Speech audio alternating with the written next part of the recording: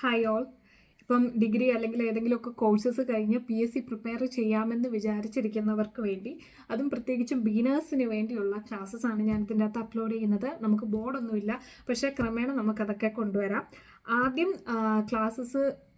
ക്ലാസ്സസിലേക്ക് കടക്കുന്നതിന് മുന്നേ എന്താണ് ഈ എക്സാമിൻ്റെ സിലബസ് എന്താണെന്ന് നമ്മൾ പഠിക്കണം. ഏതൊരു കോമ്പറ്റേറ്റീവ് എക്സാമും പഠിക്കുന്നതിൻ്റെ ഒരു ക്രമം അതാണ്. ആദ്യം സിലബസ് ശരിക്കും പഠിക്കുക.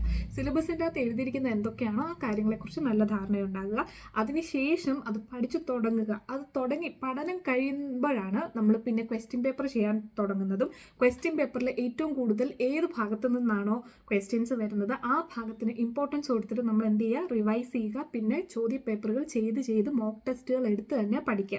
ഇതാണ് ഏതൊരു കോമ്പറ്റേറ്റീവ് എക്സാമും വിജയിക്കാനുള്ള ഒരു മാർഗം. ഇത് ചെയ്യാൻ മടിയുള്ളത് കൊണ്ടാണ് പലരും കോമ്പറ്റേറ്റീവ് എക്സാംസ്, ഞാൻ ഉൾപ്പെടെയുള്ളവർക്ക് ഇത് ക്രാക്ക് ചെയ്യുന്നതിൽ താമസം വരുന്നത്. ഓക്കെ, അപ്പോൾ വൺസ് ഇതിൻ്റെ പേസ് അതാണ്. ആദ്യം നമ്മൾ സിലബസ് പഠിക്കുക, രണ്ടാമത് കണ്ടന്റ് പഠിക്കുക, പിന്നെ ചെയ്ത് പഠിക്കുക.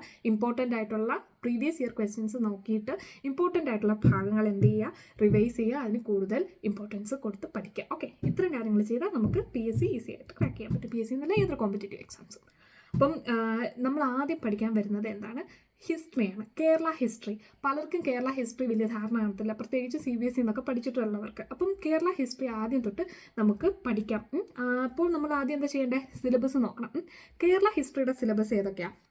ആദ്യം തന്നെ അഡ്വെൻറ്റ് ഓഫ് യൂറോപ്യൻസ്, അതായത് യൂറോപ്യൻസ് കേരളത്തിൽ വരുന്നതിന് ശേഷമുള്ള അവരുടെ വരവോട് കൂടിയുള്ള ചരിത്രമാണ് നമ്മൾ കേരള ഹിസ്റ്ററിയിൽ പഠിക്കുന്നത്.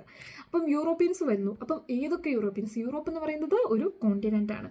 ആ കോണ്ടിനെൻറ്റിൽ തന്നെ കുറേ പേരുണ്ട്. പോർച്ചുഗീസുകാരുണ്ട്, ഫ്രാൻസുകാരുണ്ട്, ബ്രിട്ടീഷേഴ്സുണ്ട്. അപ്പം ഇവരിൽ ആരൊക്കെയാണ് കേരളത്തിൽ വന്നത് എന്നുള്ളത് നമ്മൾ പഠിക്കണം. അപ്പോൾ അവർ എപ്പോഴൊക്കെ വന്നു, അതിൻ്റെ ക്രമം, അന്ന് ഇവിടെ സ്വീകരിച്ച രാജാക്കന്മാർ, അവരെന്തൊക്കെ കാര്യങ്ങളാണ് കൊണ്ടുവന്നത്, അവരുടെ സംഭാവനകൾ, അവർ നമ്മളെ എന്തെങ്കിലും ലൂട്ട് ചെയ്തു, അവരുണ്ടാക്കിയ പ്രശ്നങ്ങൾ, ഇതെല്ലാം നമ്മൾ പഠിക്കണം. അതിനുശേഷം നമ്മൾ പഠിക്കേണ്ട ഒരു ഇമ്പോർട്ടൻ്റ് ആയിട്ടുള്ള ഒരു പോയിന്റ് എന്ന് പറയുന്നത് ഹിസ്റ്ററി ഓഫ് ട്രാവൻകൂർ ആണ്. അന്ന് യൂറോപ്യൻസ് വരുന്നത് കൊണ്ട് മാത്രം നമ്മുടെ ചരിത്രം തീരുന്നില്ല.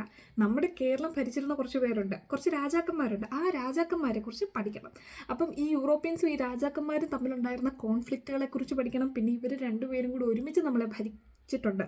ഓക്കെ, കേരളത്തിൽ അങ്ങനെ വലിയ യുദ്ധങ്ങളൊന്നും ഉണ്ടായിട്ടില്ല. അപ്പോൾ അതിന് കാരണം എന്താ, ഈ യൂറോപ്യൻസും രാജാക്കന്മാരും തമ്മിൽ വലിയ പ്രശ്നമില്ലാതെ ഭരിച്ചത് കൊണ്ടാണ്. ഞാൻ പറഞ്ഞ പഴശ്ശിരാജയുടെ, മാർത്താണ്ഡവർമ്മ, അവരുടെയൊക്കെ യുദ്ധങ്ങൾ ഉണ്ടായിട്ടുണ്ട്. പക്ഷേ നോർത്ത് ഇന്ത്യയിൽ നടന്ന അത്ര വലിയ പ്രശ്നങ്ങൾ ഇവിടെ ഉണ്ടായിട്ടില്ല.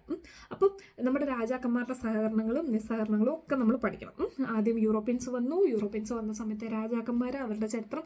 പിന്നെ യൂറോപ്യൻസിനെ നമ്മൾ പുറത്താക്കാൻ വേണ്ടി, പ്രത്യേകിച്ചും ബ്രിട്ടീഷുകാരെ നമ്മൾ പുറത്താക്കാൻ വേണ്ടി നാഷണൽ മൂവ്മെൻറ്റ്, ഇന്ത്യക്ക് സ്വാതന്ത്ര്യം കിട്ടുന്ന ആ ഒരു ഫേസിലേക്ക് വരുമ്പോൾ കേരളത്തിൽ എന്തൊക്കെ നടന്നു എന്നുള്ളതും നമ്മൾ പഠിക്കണം.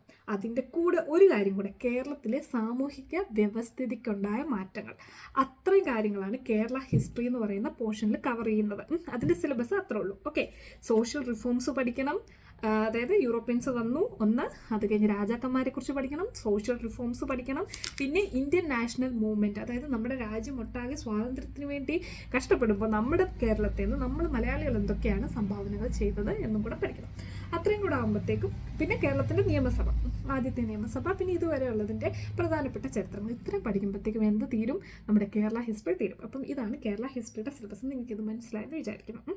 അപ്പം നെക്സ്റ്റ് വീഡിയോയിൽ നമ്മൾ വാസ്കോ ഡ ഗാമ ഒരാളെക്കുറിച്ചേ പഠിക്കുന്നുള്ളൂ. അപ്പോൾ ഓരോ വീഡിയോയിലും നമ്മൾ ഓരോരുത്തരെ കുറിച്ച് പതിയെ പഠിച്ചു പോവുകയാണ്. അപ്പം അതിനുശേഷം ആ ഒരു പോർഷൻ, പോർച്ചുഗീസുകാർ, അവരുടെ സംഭാവനകൾ, പിന്നെ മിസ്സലേനിയസ് ആയിട്ടുള്ള കുറച്ച് ടോപ്പിക്സ്, ഇത്രയും കൂടെ കവർ ചെയ്ത് നമ്മൾ ഈ ഒരു പോർഷൻ ഒറ്റ പ്ലേലിസ്റ്റിൽ തന്നെ നമ്മൾ തീർക്കുന്നതാണ്, ഓരോരോ ചെറിയ വീഡിയോസ് വെച്ച്. ഓക്കെ, അപ്പം അതിനുവേണ്ടി എല്ലാവരും തയ്യാറായിട്ടിരിക്കുക. ഈ ചാനലും കാര്യങ്ങളും നിങ്ങൾക്ക് ഇഷ്ടപ്പെടുകയാണെങ്കിൽ അത് സബ്സ്ക്രൈബ് ചെയ്യുക, ലൈക്ക് ചെയ്യുക. Okay, thank you.